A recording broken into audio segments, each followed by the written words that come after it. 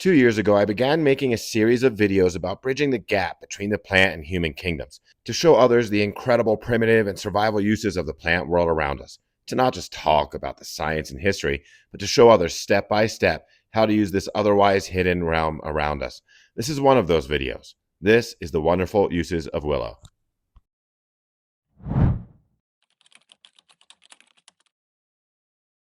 So if we're going to harvest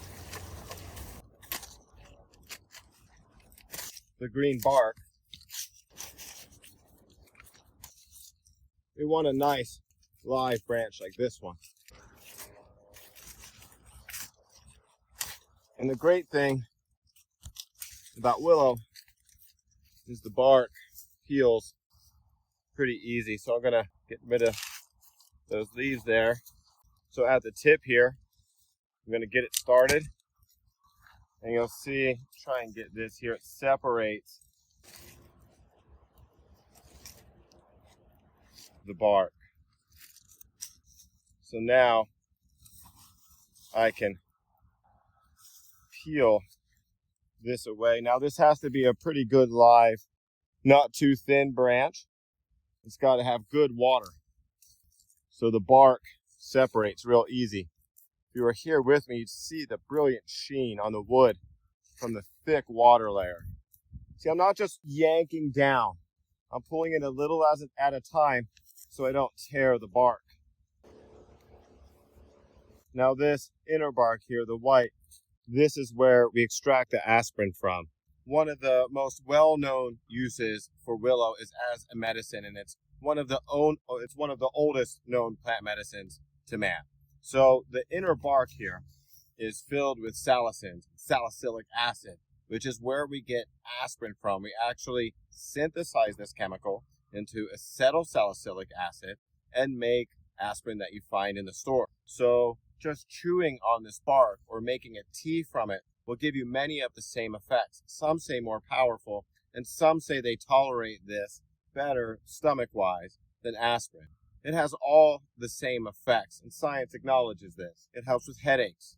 It can help with blood thinning. It's pain relieving. It's fever reducing. It's antiseptic, and indeed salicylic acid is even used in pimple creams. Now, when using this bark for medicine, what I've generally found, and my students like to use when we find this, is to get about a thumb-sized strip, and then we just chew that. So, really, what I'm after here is this white inner portion. But if you rinse it, there's no harm in chewing the outer. This is where all the salicylic acid lies, all the aspirin-like effects lie. I personally like to use a piece the size of my thumb, about as long and wide. Now if we want to put a little extra work in, we can go ahead and work on peeling or scraping the inner bark away. Just scrape the outer bark away, and you'll be left with just this salicylic acid containing inner bark, which we can use for our headaches, fevers, pain, pimples, all that. It's truly a remarkable medicine. So, it's the inner bark here that has the most concentrated amount of salicylic acid. So if you really want to be picky, we can take the time to remove this outer bark, which doesn't really hurt us but doesn't give us much benefit and can make your tea more bitter.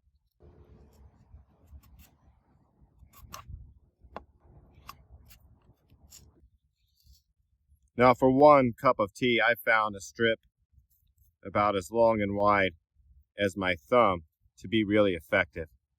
You never know how much salicylic acid you're going to get from a piece of bark though, because every tree is going to be a little different. That's why they standardize it in chemistry. I'm going to give this a quick rinse.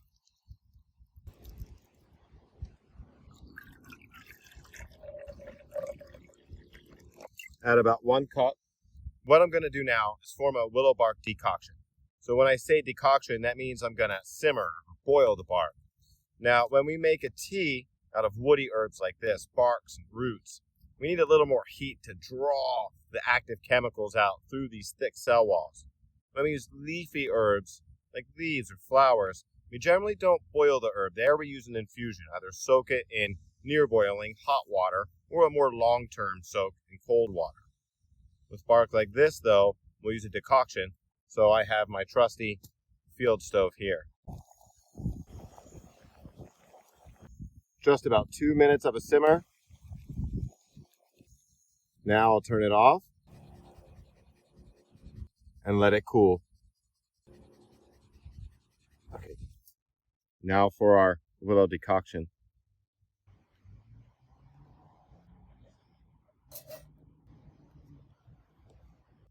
Bottoms up.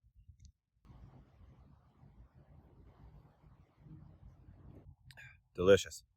Nowhere near as bitter as chewing on the bark itself. That actually makes it light and tasty tea. Now, of course, this is an antibacterial solution as well. Remember, salicylic acid is used to clean our infected pores with pimple creams and such. So if you had any nicks or cuts, say in your hands or elsewhere, we can go ahead and rinse them off with this salicylic acid solution to make sure they don't get infected here out in the field. Again, willow just has so many uses. It's incredible. So really, old school and pretty neat use of willow is as a toothbrush.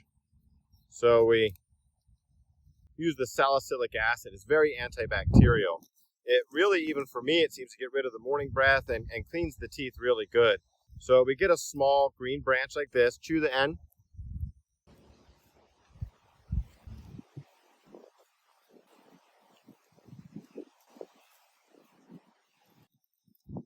Now this gives us our bristles, which we can then use to clean our teeth.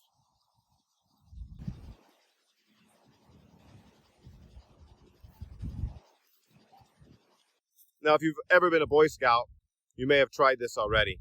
We use this on our 7-day field training. This and the birch as well, because birch actually has salicylic acid too, and some antibacterial properties, but birch is a little more sweet than the willow.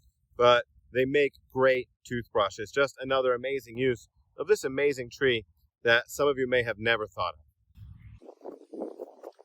of. The willow toothbrush. Pretty awesome.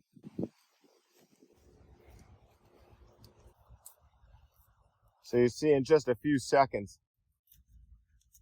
I have a long stretch, a long section of rope. So see, I grab toward the branch, at the branch, I peel down little by little, getting all the bark, and I don't let it tear. But now I'm going to show you the rope making. So I'm going to leave this attached because it's going to hold it for me while I work. So now,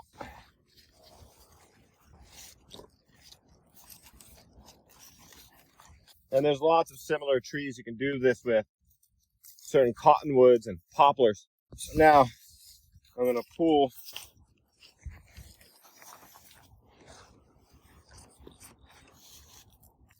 this out. And I want to split it just a little bit here. See how easy it does this? I want to try and go down the whole length. This will actually make it twist better and form a stronger rope.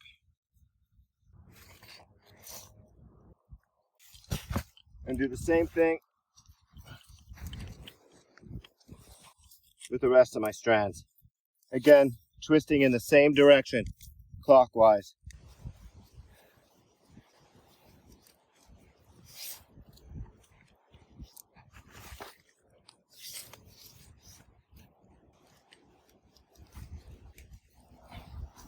Now, since I twisted clockwise, I'm going to wrap them around each other counterclockwise. This is known as a reverse wrap. So again, I twist it this way. Now I'm going to wrap this way and pull.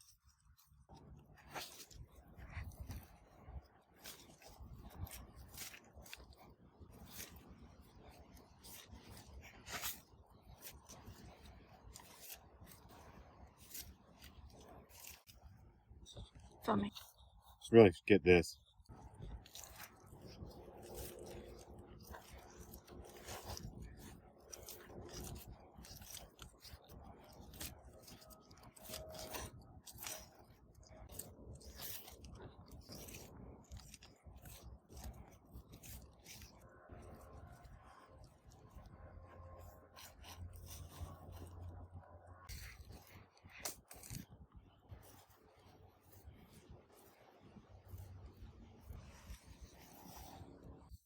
Okay, check this out.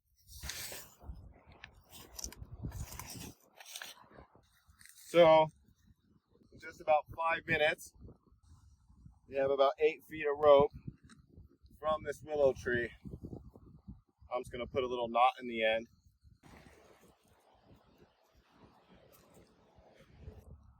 Keep it.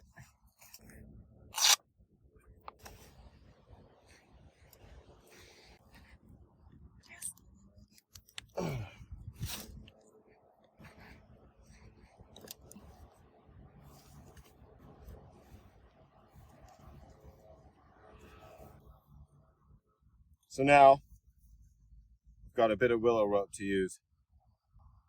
If I get a headache, I guess I can just chew it. Let's talk about how to identify a willow tree. The leaves have a lanceolata shape. That means spear-like. Some species of willow will have a much shorter leaf than others. Some are pretty long, some are pretty short.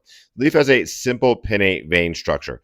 You'll see there it has one big vein splitting it in half down the middle with single dashes going off to the sides. It's the most simple type of vein structure in leaves. They almost always grow by a waterway. That's unless they're planted or it's tapped into an underground spring you don't see.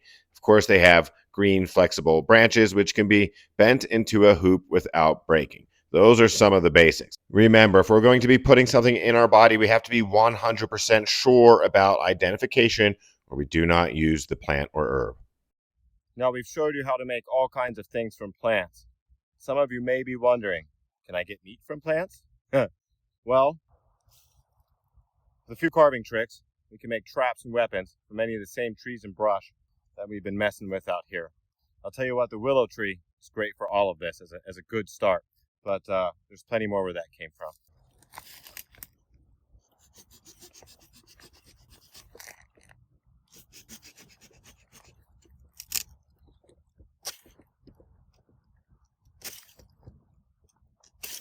Look how long and straight this branch is.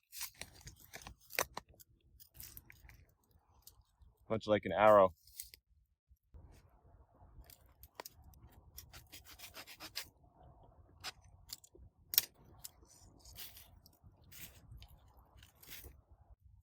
So I'm gonna make this into a tasty atlatl dart, and I want it to be at least 4 feet to start.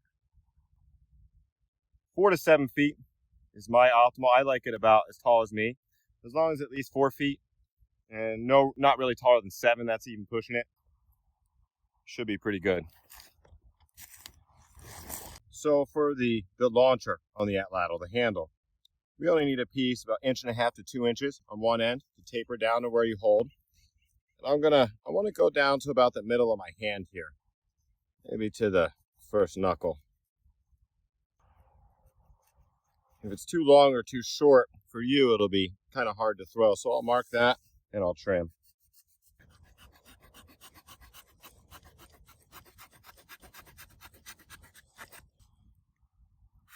Come up through the back at the end so it doesn't split when we go through. There we go. Again, this is willow. We just need something hard and straight. Recording. Now for this part, I make my atlatls a lot differently than you see on the internet. I learned this really quick and easy way of making them. And they're pretty darn effective as you're about to see. So I'm going to go about halfway through with my saw here. I'm going to come right next to it.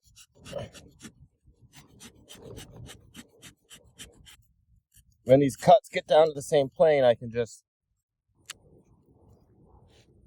take that out there.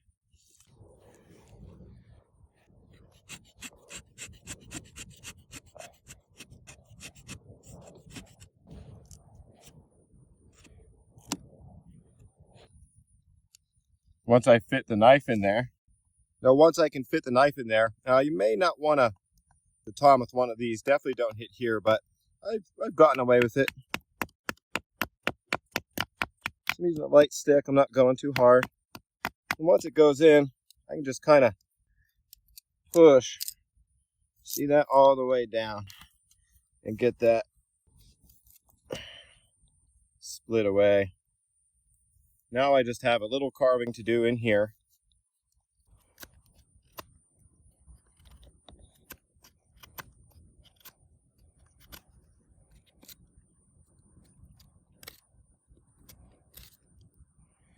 Now most atlatl designs will have a peg right here. I'm going to reverse that. I'm just going to put a little divot right there, right in here.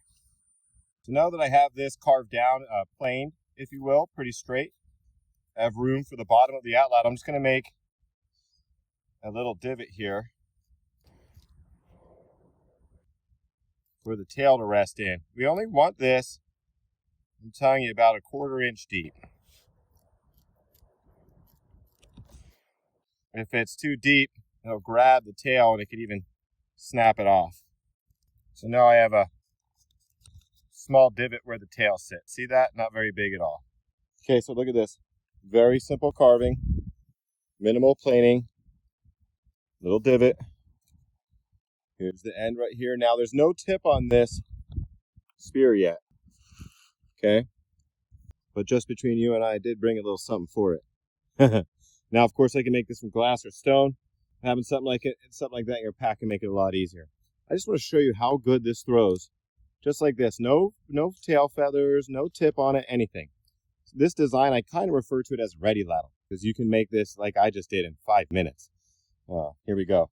And those tips can be glass, wood, bone, all that. So see, I mounted this here. Grab near the end and I pinch. They call this part an atlatl dart. And indeed, it's much like that. All right. Let's see how this goes.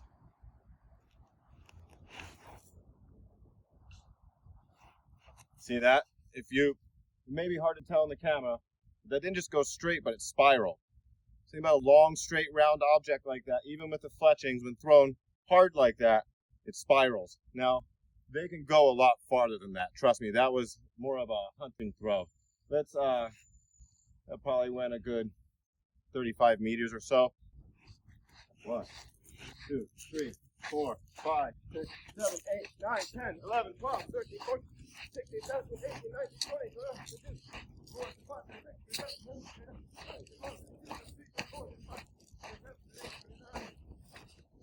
40 running paces. So that was at least 120 foot straight throw. These things are powerful. In a survival situation, one of the best ways to find water is to get to an overlook and try and spot a green belt, a long stretch of green that gets following the path of water, a riparian zone like this one. So let's say you spot one and you get down here, and lo and behold, it's only a seasonal flow. There's nothing above ground. There's nothing flowing at all. So you may be thinking, can I make water from plants like this? The answer is yes, and I'm going to show you how.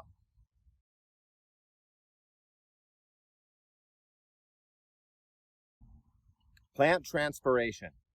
So just like we humans sweat on hot days like this, and we breathe out water vapor, similar processes happen with plants. So with just a little bit of knowledge and some preparation, we can use this in a survival emergency to get drinkable water. We'll need 2 things. First, we need to know the plant is not toxic. If we use a dangerous plant with this, we drink the water, we can poison ourselves very quickly. So here's a few tips.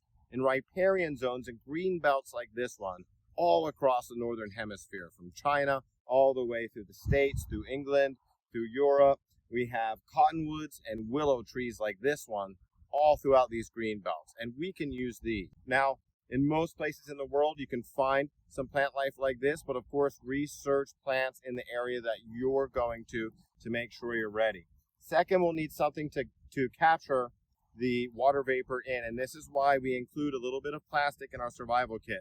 Now, if I'm going to a desert area where water is a really big deal, and getting into a water emergency can mean life or death very quickly, we can use a much bigger bag than this. We can grab a rolled up like clear trash bag, something much larger. For this demonstration, we're just going to use a gallon Ziploc, so we don't hurt too much of the tree, but we can still show you exactly how it works. So what I'm going to do now is fit as much of the live branch in the plastic bag. So I'm going to take my time getting this bag on there, because I really want to make sure I don't poke any holes in it. Now here's a tip, this works a lot better in sunlight. So the end product should be kept in the sunlight. We want to do this as much light as possible. Now if I need to get more vegetation in, I can easily strip some willow leaves off here. It won't produce quite as much water as if it was still attached to the live branch, but it can really help fill up our transpiration bag. So I don't want this just standing up like this, because the water can run down. So I need to cinch the bag, and I need to bend it down so the water collects in the bag. Now there's a few things I can do now. So if I didn't have cordage, I could get a thin willow branch here. Such a useful tree.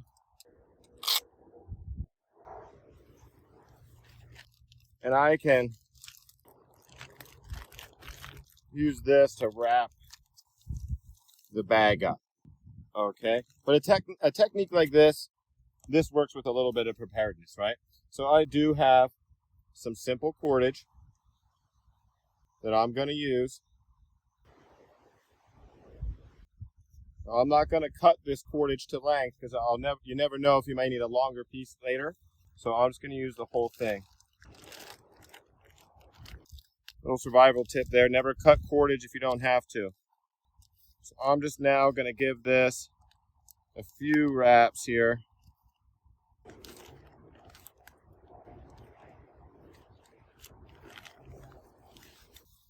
And then just a square knot.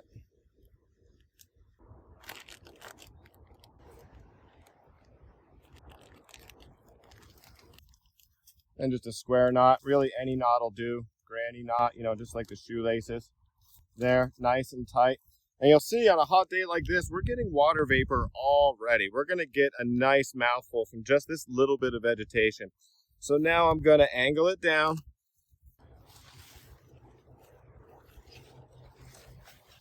And now we can get a small rock like this, and we can put it in the branches that we're using, right? To hold it and weight it down. Or if it's not quite enough weight, not every place has real big rocks to use, I can tie off on this rock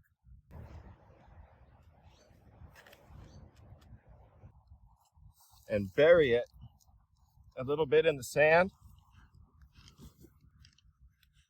That'll hold that branch from springing back up.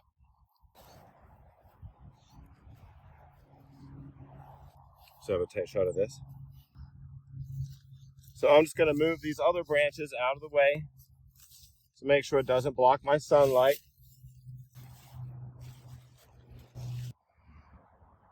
So now we just find a nice spot in the shade and let nature work. Okay, so we've left our demonstration bag overnight, and look at this. I'm going to go ahead, give it a shake, let all the water run down the bag from the leaves. And I'm going to carefully cut the string away.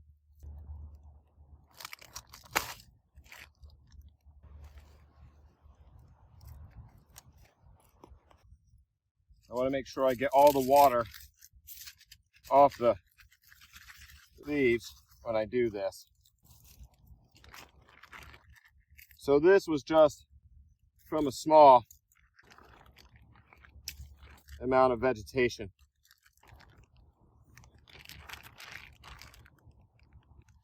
Look at that. Okay, you ready? So this is willow water, so I guess if I have a headache, this should help. Now, I'm gonna drink this through my teeth.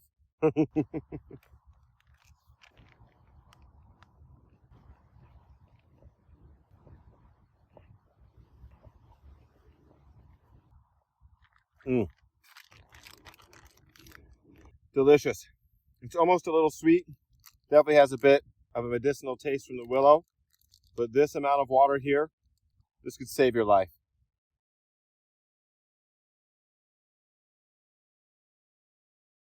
There's more than one way to extract water from vegetation. The method you see here is one of the most labor intensive. Well worth it if you succeed. Here is the solar still. Now in this demonstration, we're extracting water vapor from plant vegetation, but this can be used on salt water and to purify contaminated water as well. The evaporation and recondensing in heat will kill any bacteria, viruses, protozoa in the water and evaporates off any mud, it leaves any mud and sand and debris and salts behind, right? And then collects in your vessel. Of course, you have to line the bottom with plastic for that one, so the water doesn't just drain through the hole, right? So instead of lining it with vegetation, you would line it with plastic. I'm going to dig a small pit here in the sand. I'm going to fill it with this green vegetation, cover it with this plastic, and evaporate the liquid from the green vegetation, which is going to condense when it hits the plastic and drip down into a container that we're going to place inside. This one is much more labor intensive than the other methods. You have to gather all the green vegetation that you need. Again, we have to make sure that it's nothing toxic. We have to make sure we know what this is. We're using the willow tree once again. If you're allergic to note to the viewer, if you're allergic to aspirin, you're gonna have to find something else. Because willow is the source of the original source of aspirin. It has salicins and salicylic acid in it. So here's the way the solar still works. I'm going to be evaporating off the water content of this vegetation. Again, this is a non-toxic vegetation that I am not allergic to. And I'm going to be capturing it with the help of a little bit of plastic. Again, despite all the environmental impacts of having plastic, it is a good desert survival tool. So now that I have my pit dug enough to form a nice inverse cone here, I'm going to go ahead and place my vegetation inside.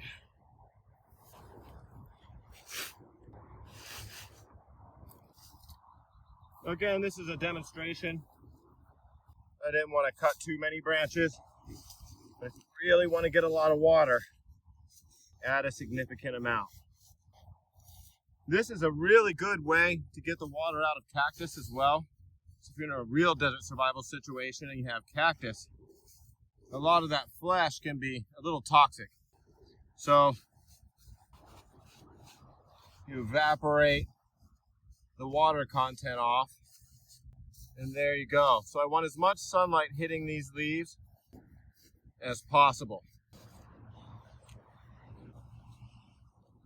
Now I need a collection vessel. So something really easy to carry, again, is a little Ziploc bag like this, but you can use your water bottle, a canteen cup, anything waterproof.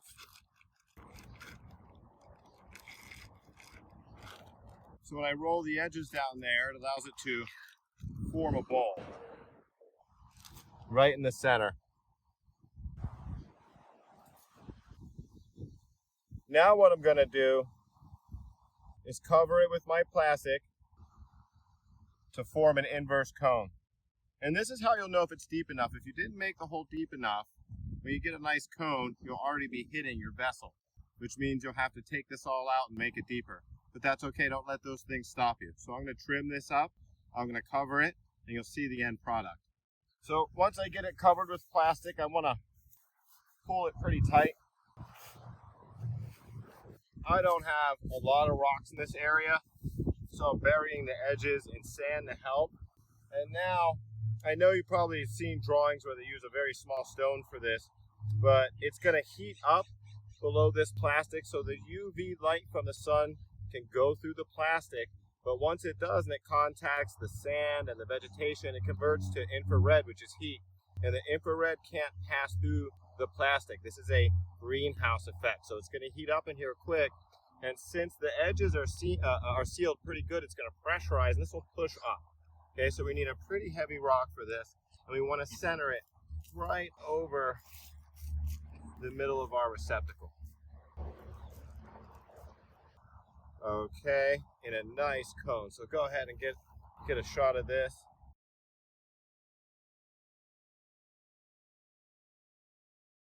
So here's a bit of a tip for you.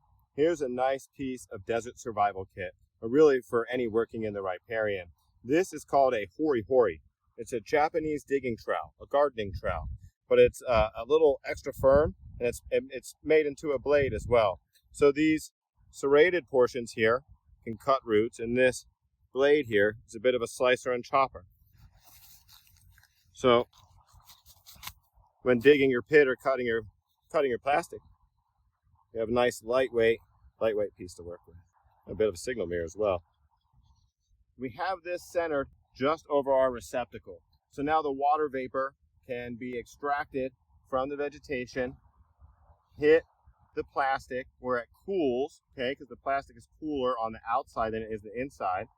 Then it will run down into our receptacle. So we just want to make sure that this is not touching the edges of our container. So when it drips down, it doesn't hit the outside of the container and run down. It goes on the inside.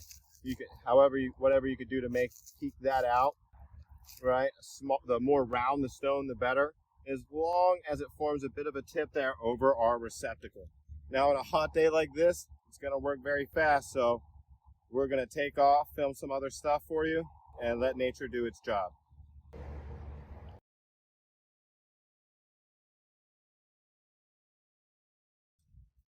A great way to help identify willow is this long, slender, pointy, simple pinnate leaf. So you see the single vein going down the middle and just the little dashes going down the sides. Now, of course, it'll be generally growing in large runs in riparians. These little runs can go on for dozens of miles along riparian. And it has the nice green bark that peels off in strips. Remember, only use plants you're sure of. Okay, now I'm gonna take apart this still and go for the big reveal. I want to get all these drops here running down before I remove the sheet. I want all this to wind up in my vessel here. As much of that as possible. And then just take it slow so you don't get too much water. Don't get any sand in your water. And now this is going to release a lot of heat when you lift this, so it's like an oven. Recording. Okay. You see this? So here's our bag.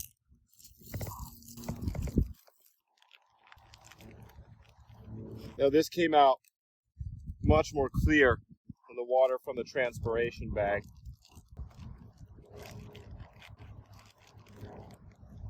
You can see the leaves here from being left overnight we've got just about all the moisture out of them. So now, here's for the big reveal. Not too hot.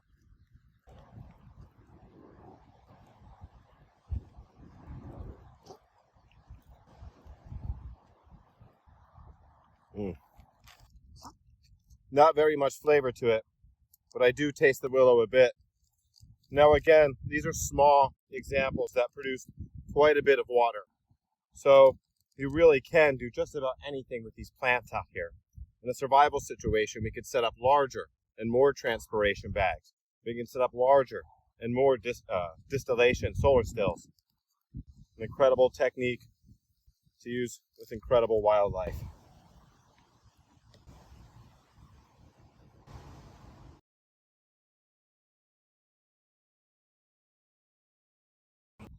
So I've already drank some, but here's the water from the still. Here's the water from the transpiration. You can see the transpiration's much darker. We got a lot more of what's inside the plant, right? That's why we say with both of these techniques, you want to make sure that you know the species you're using. You know it's something that's not toxic, because you're getting a lot of the plant in with these. This could be a truly life-saving technique. Altogether, about a liter from both, but you can get gallons in a day. In this instructional video, I'm going to take you step by step through the construction of the Paiute deadfall, perhaps the most effective yet simple to build small game trap there is. Let's get started. One of the great things about the Paiute deadfall is how easy it is to find materials. Just about any fairly straight stick around the width of your thumb that just isn't too rotten will do just fine.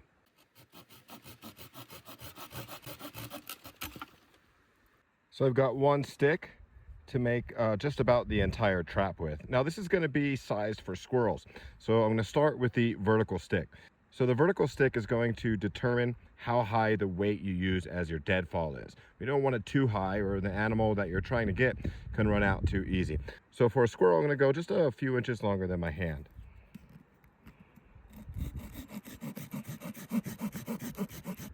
Now we want the second stick to be about twice as long as that, a little less than twice as long. So now I'm going to flatten one end, that'll be the end it stands on, and on the other end I'm going to carve a chisel point, just like a flathead screwdriver.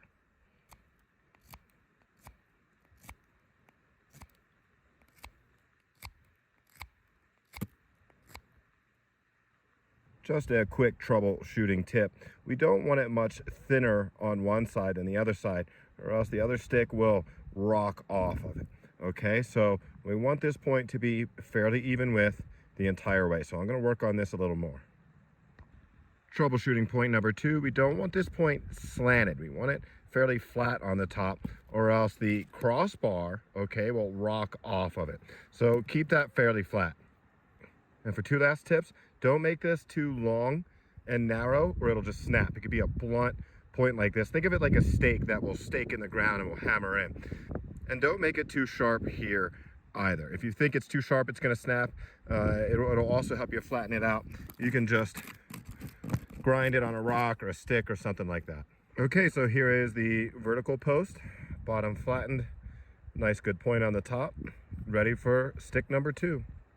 Okay, now I'm going to carve the notch it's going to swivel on. I want this 7 shape basically, and only an inch down from the top, not really more than an inch down the top, and it can't go more than 1/3 of the way into the stick, or else it will snap off.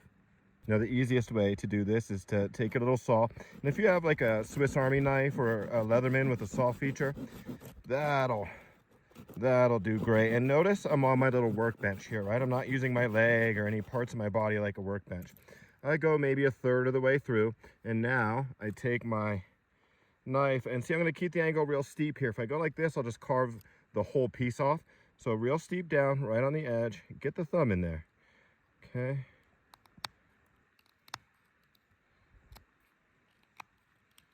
Almost lost it there.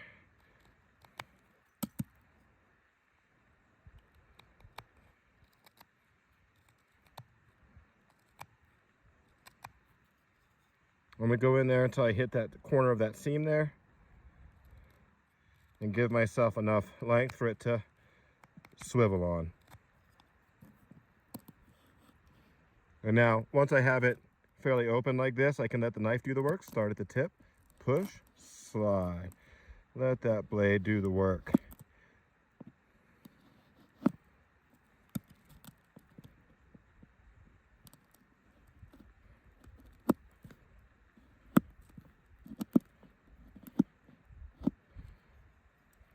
Okay, so here is our 7-shaped notch. Maybe a little deeper than I wanted, but this is a real nice piece of red willow, cured very well, and it's going to work just great. There we go. See, if this isn't long enough, it won't quite sit on. Need it to be able to swivel a little bit on there. Now, if possible, a 45-degree angle here and vertical here is optimum for this trap. Now, if you have difficulty carving a nice 7 like this, you can start with a V-shaped notch. It'll be a little easier on you. But this little bit of precision right here, this will really make a good trap for you. Now you can make the notch around the entire circle or just on the top of the stick. So we have the 7 on this side. It would be on this side of the branch that it's most important to have a good notch where the rope fits, because that's where it's going to anchor onto the branch. Now I'm just going to be around 1 inch from the bottom is fine, if that. I'm going to use this workbench. It's nice log nature provided. And see, when I carve, I always push a little bit there. I push forward. I let the length of the blade do the work for me. Okay, now we are ready to attach our cordage. Okay, I'm going to use the old Bushcraft classic P cord, 550 cord, parachute cord here, but you don't really need strong cordage at all. Drawstring from a hood, some cordage that you weave out here from a wild plant will do just fine. It doesn't have to be strong like with a bow and drill cord or anything like that. In fact, I'm going to go ahead and pull just this one inner part out of my parachute cord, because this is all I need for the Paiute deadfall. Okay, there are a million ways to tie this on, but we are going to keep it very, very simple, just like your shoelaces here. So I have the short end here. I'm going to cross on top of the other end. Wrap and pull, okay, just like our shoelaces. And now I'm going to do that again, but see, I cross on top here. I cross on top of the other piece. Just wrap around. Pull it tight. Now, go ahead and give that a third one.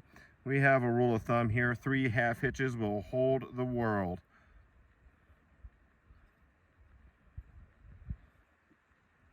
Bang. So when you cross the same end on top, each time there, you get what's called a square knot.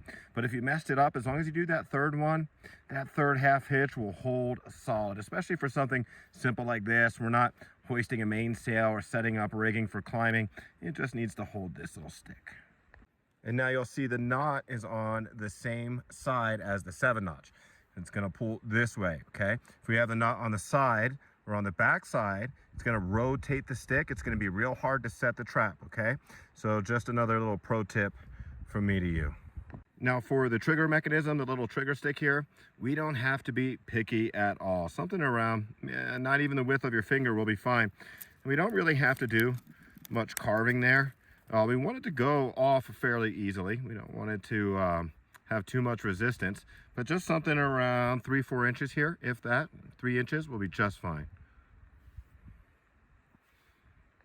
Okay, now I have to measure where I'm going to be placing the trigger stick on the string. So I get all set up here. I hold this at about a 45. I pull the string straight. See that nice figure 4 we have? Right where it wraps around here, that's where I'm going to go ahead and tie on the trigger stick. So pull it straight, get this around 45, pull any stretch out of the string, wrap around, bang, that's where you tie it, okay? Okay, just to make that a little more clear, get your 45, pull the string across, okay? And pull the stretch out, and then right where it wraps around right there, that's where I'm gonna tie that bait stick on, that trigger stick actually. And once again, 3 half hitches will hold the world. So just right over that.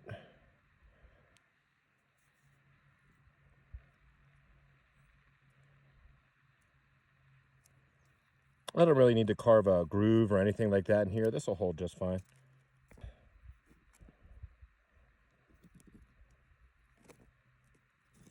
And three half hitches. Ha, ah, ah. So we just do not have to be picky about our bait stick. It's not going to be holding a lot of weight. We want something that we can break easily with one hand. And you're going to see why when we set it. So something fairly straight, and just not too weak, and a little longer than you think you'll need. Well, looky what we've got here. The perfect deadfall. Smash. Okay, this may look pretty big, and it is, okay? Now, because of the way these fall, they just rock down. It's not hanging from a rope and just bang, splat. I want something much heavier than the game I'm after. So this is basically a squirrel trap. So I really want something in excess of 30 pounds. It would take something really in excess of 50 or 60 pounds or more to really flatten the guy out. So you'll be fine with a big rock like this, and it's better than injuring the animal and having them get away. So what is a good bait? I don't know if they would like me saying this, but look, the most common victim of outdoor survival situations is a day hiker, right? And a granola bar like this is probably about the most popular little day snack that they like to bring. Now, if you eat this, you don't just throw the wrapper on the ground, right? At least I hope you don't. So strips like this, where just a little bit of the gooiness of the bar on them, right? So I can make at least 10 of these out of this wrapper, and I can make some great bait out of this. Okay, so with bait like this, I want to go ahead and tie it onto the bait stick. I want to make sure the animal has to tug on it. If I just drape it on or put it so they bump it, that's not good enough. Your bait has to be skewered or tied on for optimal effectiveness. So with this, just a little overhand knot, and this will be on the side that goes to the stone. So you'll see I've put a bit of a safety stone here, something where if this falls suddenly while I'm trying to set up my trap, it doesn't take all the skin off my hands, right? And now if the ground is too soft here, and it pushes your stick in when you weight it, just make a little platform, any little flat piece of wood or a rock or something like that to put the stick on so that it doesn't get driven into the ground. Okay, so we can't pre-set up the trap. We're gonna have to do this one step at a time. I don't like to face the trap. I like to be off to the side like this. It's a lot easier for me, okay?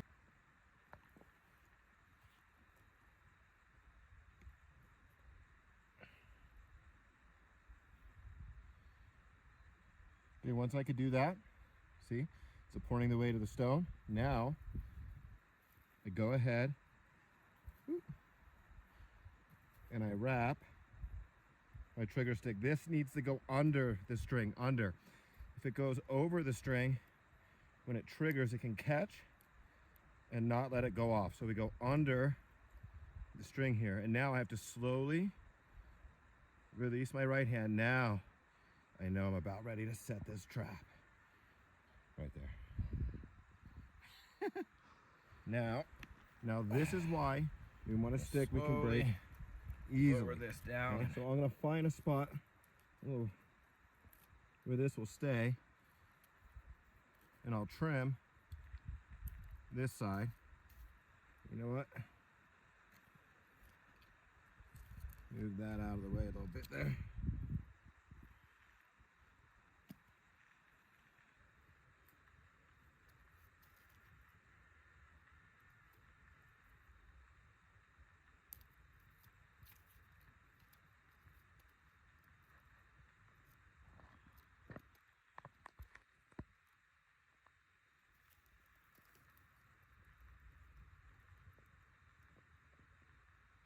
Very slowly there. Now to troubleshoot, make sure this is not touching the ground. This has to be able to kick up. Make sure this trigger stick is not touching the ground either, or it won't release.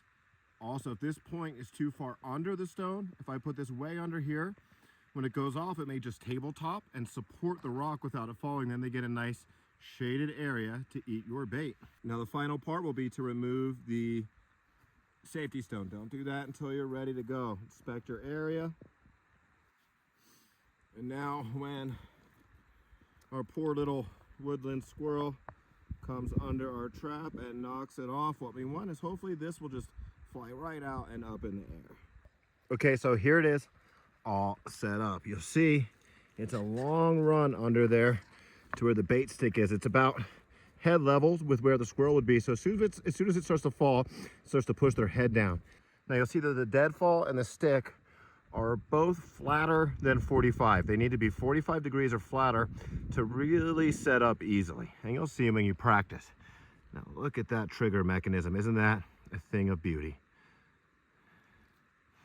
Now, they have a long way to go in there from each side, right? So as soon as this starts to fall, because of the height, it's going to start to impact them. They don't really have time to get out. But let's say if this was long and heavy enough, but not wide, not very wide, like the bait stick was over here near the edge, I would have to block off that area. So the animal has to approach from the other side to get the bait. And here's what happens when they go for it.